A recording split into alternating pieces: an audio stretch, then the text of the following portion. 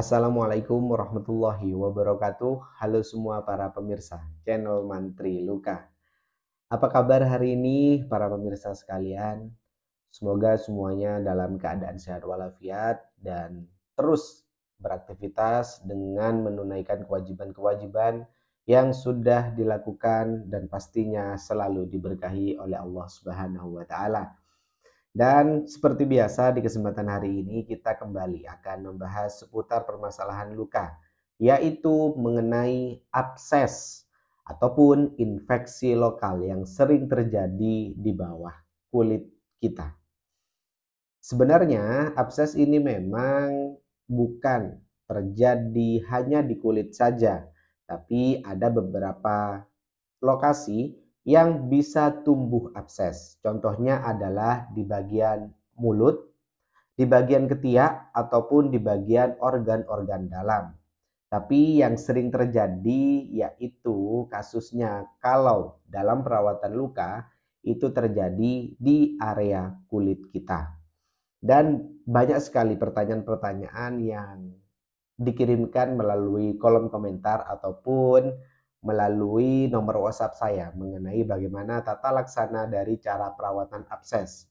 Apakah abses boleh ditusuk? Apakah abses boleh ditampon? Dan bagaimana perawatan abses yang baik dan benar agar nantinya abses ini dapat sembuh dengan segera. Di kesempatan hari ini kita akan membahas seputar pertanyaan-pertanyaan tentang abses. Tapi alangkah lebih baiknya terlebih dahulu saya akan menjelaskan kembali apa itu abses. Abses adalah infeksi lokal yang menyerang bagian di bawah kulit kita dikarenakan adanya kontaminasi dari bakteri, sehingga leukosit di dalam tubuh kita berusaha untuk menjaga ataupun melindungi area yang terinfeksi sehingga terjadi penumpukan nanah. Dan dalam kasus-kasus abses ini seringkali kita menemukan nanah yang banyak sekali. Dan biasanya lama-kelamaan dari mulai peradangan, abses ini akan pecah dengan sendirinya. Dan hal ini memang dibutuhkan waktu untuk menyelesaikan peradangan yang terjadi pada abses. Dan sebenarnya abses ini bisa terjadi dari anak-anak, remaja, dewasa maupun lansia. Jadi silakan dihati-hati.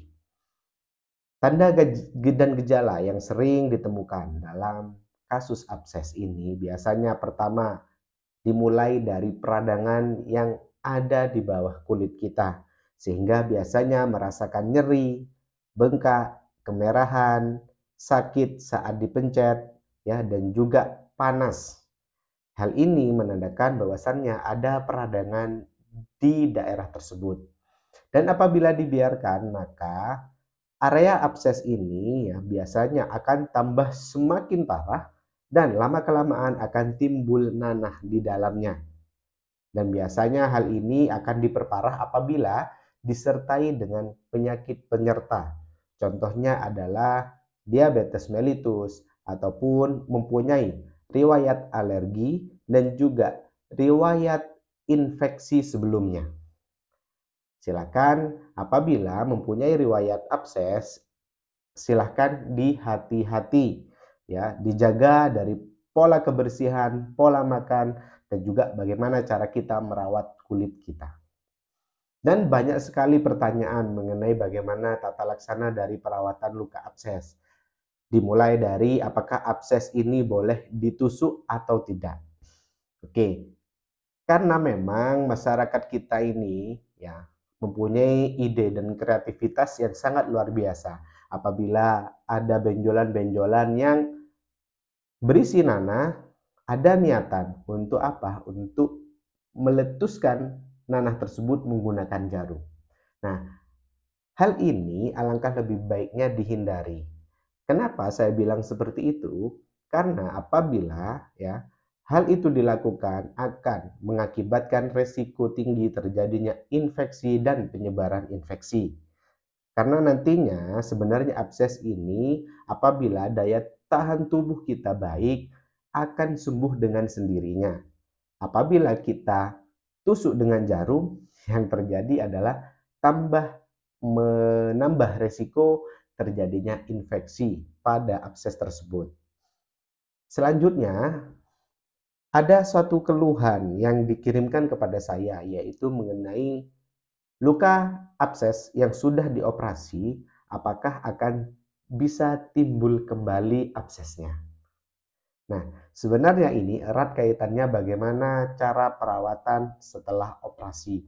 Karena bakteri yang ada di luka abses itu bisa saja ya menyebar dan mengakibatkan luka tersebut yang sudah sembuh karena kurang tepatnya perawatan bisa tumbuh kembali absesnya. Oke, itu dia jawabannya. Selanjutnya adalah seringkali ya ditemukan kasus-kasus abses yang setelah dioperasi lalu karena absesnya sangat lebar sehingga bekas operasinya juga sangat luas. Maka perawatannya diberikan kasah di dalamnya ataupun diganjel kasah ataupun ditampon bahasanya ya dengan kasah. Apakah hal tersebut diperbolehkan atau tidak? Sepengalaman saya, para pemirsa sekalian, apabila terjadi abses ya dan juga nantinya saat perawatan ditampon, maka yang terjadi pertama adalah peningkatan rasa nyeri pada luka absesnya. Dikarenakan di dalam luka tersebut terdapat benda asing ya dan juga meningkatkan risiko kerusakan jaringan yang ada di dalamnya. Selanjutnya adalah nanah yang harusnya keluar ya, karena ditampon dengan kasa, maka nanah tersebut berpotensi tertahan di dalamnya. Maka yang terjadi adalah penyebaran infeksi bisa terjadi apabila nanah tersebut tidak keluar. Ingat, nanah ini adalah benda asing yang harus dikeluarkan untuk apa? Untuk mengurangi resiko infeksi ataupun mengurangi bakteri yang ada di dalam luka abses tersebut. Dan saran saya memang jangan ditampon. Akan tetapi, yaitu alangkah lebih baiknya dalam tata laksana ataupun proses perawatannya bisa dicuci dengan baik. Contohnya adalah kita mendrainase ya ataupun mengirigasi abses tersebut menggunakan spuit ya ataupun mengaliri luka abses tersebut dengan NaCl ataupun antiseptik. Selanjutnya ya, silakan jangan diberikan tampon tapi masukkan antibakteri. Contohnya adalah Aquacel Ag, ya, hidrofobik ya, Cutimed Sorbac kalau mereknya, Acticud ya, ataupun antimikroba yang lain yang bisa mengakses ke dalam abses tersebut. Hal ini seringkali saya lakukan untuk apa? Untuk membunuh bakteri yang ada di dalam luka abses. Dan apabila terdapat jaringan mati yang biasanya berwarna kuning, di mana itu adalah selaf yang menimbulkan nanah, alangkah lebih baiknya memang segera diangkat. Agar nantinya ya potensi keluarnya nanah akan berkurang dan segera menemukan warna dasar merah sehingga jaringan yang baik akan tumbuh ya dan juga lama-kelamaan absesnya akan menutup dengan baik. Ya, hal ini. Selanjutnya, apakah abses membutuhkan antibiotik?